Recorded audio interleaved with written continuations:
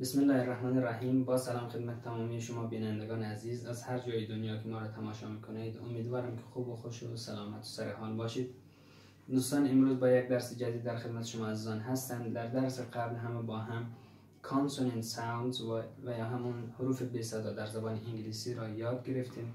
شناختیم که کدوم حروف بی صدا در زبان انگلیسی هستند، چگونه تلفظ میشن و از خود چه صداهایی را خارج میکنند. و اما امروز حروف صدادار یا همون vowel sounds در زبان انگلیسی رو با هم یاد میگیریم. قبل از اینکه وارد جزئیات بیشتر بشه و میخوایم که این حروف vowel sounds یا همون حروف صدادار رو روی تخته بنویسم، شما هم تا موقع به خاطر بیاورید A E E I O و U. دوستان، ما به این حروف میگوییم حروف صدادار در زبان انگلیسی. حروف صدادار در زبان انگلیسی به چه درد ما میخورن؟ اول اینکه ما زمانی که یک حرف بی صدا را بخواهیم که حرکات آ، ای، او این گونه حرکات را اگر بخواهیم در آنها اضافه کنیم به آنها، از این حروف استفاده میکنیم. به عنوان مثال در درس قبل مثال زده بودیم کلمه کار یعنی ماشین یا موتر. کار، ببینید C یک حرف به صدا هست، R هم یک حرف به صدا هست. در این وسط حرف A، حرف صدادار A آمده و اینجا صدای آ و این دو اضافه کرده که با هم میشن کار. و اما کاربرد دوم حروف صدادار در زبان انگلیسی زمانی در مقابل ما میآید که ما زمانی که بخوایم در مورد تعداد یک چیز صحبت کنیم و تعداد اون هم فقط یک عدد باشه، ما در زبان انگلیسی از A و یا N استفاده میکنیم. در صورتی که تعداد چیزی یک عدد باشد، یک عدد باشد. به عنوان مثال چند مثال با هم ببینیم. I am یعنی من هستم. engineer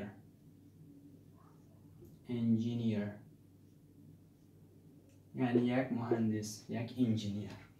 ما حالا اینجا از A استفاده میکنیم یا از N. دقت داشته باشید اگر حرفی که من میخواهم در مورد تعداد اون صحبت بکنم و تعدادش یک عدد باشد، اگر با حرف صدادار شروع بشود که اینجا با حرف E شروع میشه، حرف E اینجا جزء حرفهای صدادار ما هستند. پس اگر با حرف صدادار شروع شود، من از N استفاده خواهم کرد. اینجا یک مثال دیگه با هم ببینیم. This is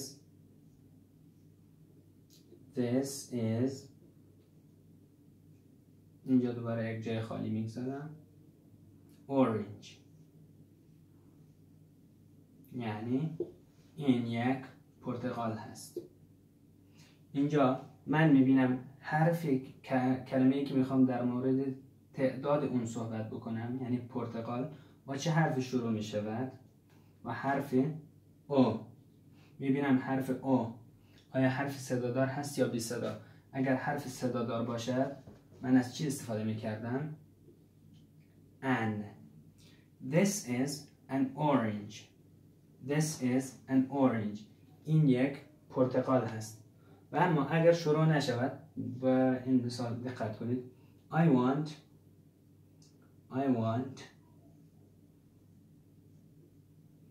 جای خالی میگذارم pen به معنی خودکار. من یک خودکار میخواهم. من یک قلم میخواهم. اینجا میبینم حرفی که یا کلمه یا چیزی که در مورد آن صحبت میکنم چی هست؟ پن یعنی قلم. خب قلم همون پن با چه حرفی شروع شده؟ با حرف P. آیا P از حروف صدادار هستند یا بی صدا؟ میبینم حرف صدادار نیست. پس اگر حرف بی صدا باشد من اینجا از چی استفاده میکنم؟ از A. بله. I want a pen. I want a pen. من یک خودکار میخواهم. یا یک مثال دیگه هم با هم بزنیم. مثال ما چی باشد که This is، یه جای خالی میگذارم، car یعنی ماشین. This is an car یا this is a car. دقت داشته باشیم حرف یا کلمه یا چیزی که میخوایم در مورد آن صحبت کنیم چی هست؟ car یعنی ماشین. با چه حرفی شروع شده؟ با C. آیا C حرف صدادار هست یا بی صدا؟ حرف بی صدا. پس اگر حرف بی صدا باشه ما از چی استفاده میکنیم؟ از A. This is a car. This is a car. این یک ماشین هست. پس ما اینجا نتیجه میگیریم که اگر یک حرفی که ما در مورد تعداد آن یا یک چیزی که در مورد تعداد آن صحبت میکنیم اگر یک عدد باشد، اگر با یک حرف بی صدا شروع شود A و اگر با یک حرف با صدا یا صدادار شروع شود N استفاده میکنیم. پس من اینجا می‌نویسم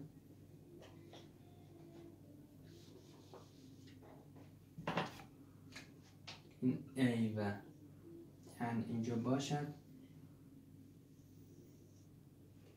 اینجا دو تا نقطه میخوام بنویسم. در صورتی که اسم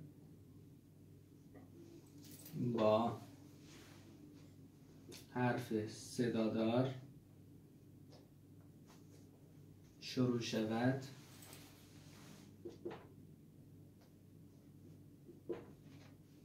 ما از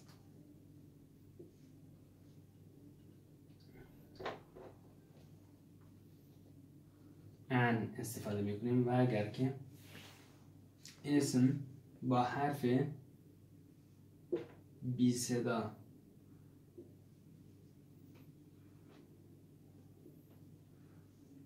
شروع شود